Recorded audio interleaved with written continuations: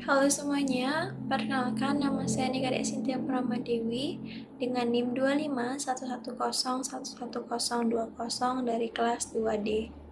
Jadi pada kesempatan kali ini saya akan mempresentasikan pembahasan tentang tugas akhir dari mata kuliah statistik yang membahas tentang C kuadrat dan juga uji t-test. Jadi pada penelitian ini terdapat 72 responden yang terdiri dari 40 laki-laki dan 32 perempuan. Tingkat kedisiplinan belajar dibagi menjadi 3 kategori, yaitu rendah, sedang, dan tinggi.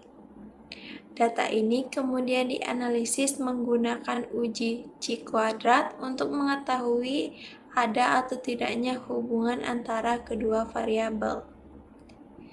Hipotesis 0 menyatakan bahwa tidak terdapat hubungan antara jenis kelamin dan kategori kedisiplinan belajar. Sedangkan hipotesis alternatif menyatakan bahwa terdapat hubungan antara kedua variabel tersebut. Jadi pengujian dilakukan pada tingkat signifikansi 0,05.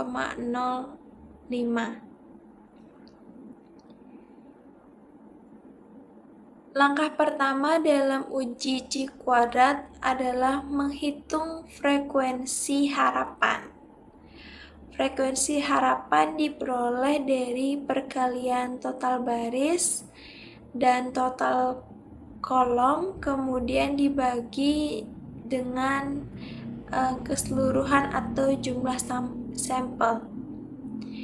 Dari perhitungan diperoleh nilai harapan untuk laki-laki sebesar 13,333 dan perempuan sebesar 10,667 pada setiap kategori. Jadi pada setiap kategori yang dimaksud ini adalah baik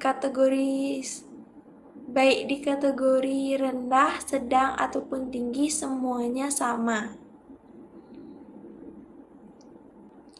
Setelah mendapatkan frekuensi harapan, dilakukan perhitungan nilai C kuadrat untuk membandingkan frekuensi observasi dan frekuensi harapan pada setiap sel tabel. Dari hasil perhitungan diperoleh nilai C kuadrat hitung sebesar 8,40. Jadi kesimpulannya adalah dengan derajat bebas sebesar 2 diperoleh nilai C kuadrat tabel sebesar 5,991. Karena nilai C kuadrat hitung lebih besar daripada C kuadrat tabel, maka hipotesis 0 ditolak. Artinya, terdapat hubungan yang signifikan antara jenis kelamin dan kategori kedisiplinan belajar. Selanjutnya ada data uji t-test.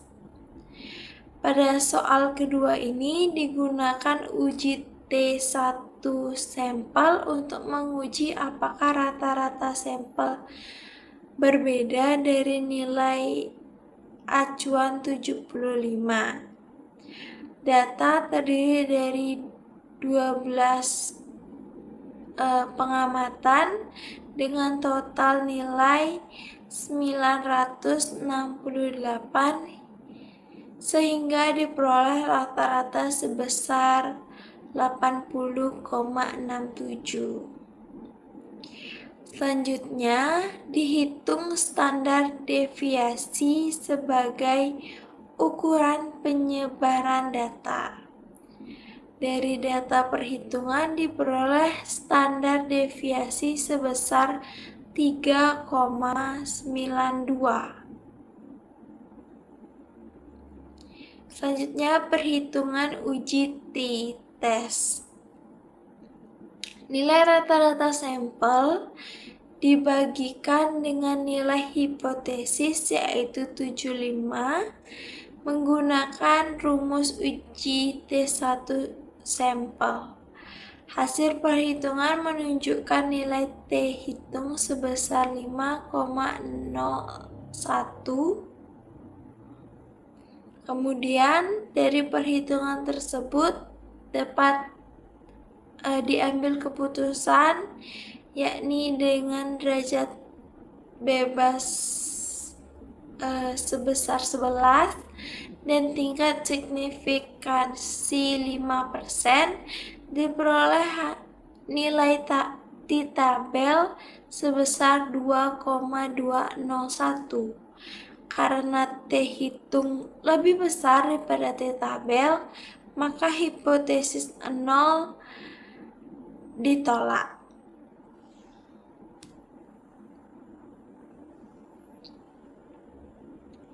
Berdasarkan hasil analisis, terdapat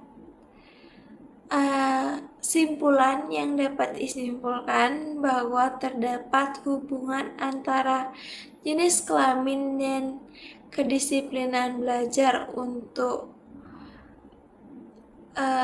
soal 1.